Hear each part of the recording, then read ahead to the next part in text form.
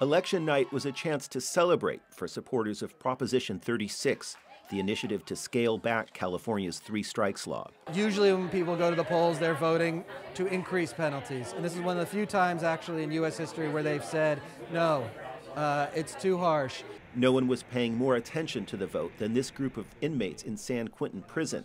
Called Hope for Strikers, the group has been meeting for many years to bring awareness to the three strikes law. My name is Eddie Griffin, and I got 27 years to life for possession of cocaine. My third strike is burglary of an unoccupied dwelling. It was my first relapse after being clean and sober for almost 10 years. My third strike was instigating a fight.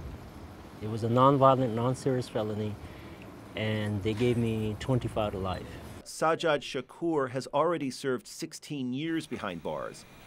He is one of the 9,000 third strikers in California's prisons, and one of the 3,000 who will be eligible for a resentencing hearing because of Prop 36. This is my second time in prison, and my first two strikes came from one case when I was 18 years old, 2 burglaries. Now, a judge could decide to remove Shakur's life sentence. If the life sentence gets taken off, then chances are that I may end up going home because I have so much time already in.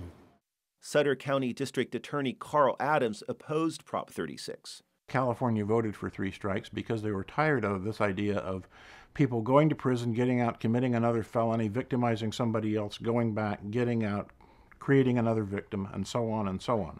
Michael Romano, who helped write the initiative, says California's 3 strikes laws will still remain the toughest in the country. It is really trying to address what we think are the most excessive sentences in the country, close to in the country's history. California is one of 27 states with a 3 strikes law. Before Prop 36, it was the only state to impose life sentences for nonviolent third strikes. Romano says this week's vote will help reduce some of the strain in California's penal system. It makes sure that our prisons are not overcrowded with people who don't deserve to be there, and also helps people who have been sentenced to life for very minor nonviolent conduct. Since 3 strikes passed in 1994, crime has dropped in California, but it's also dropped in states without 3 strikes.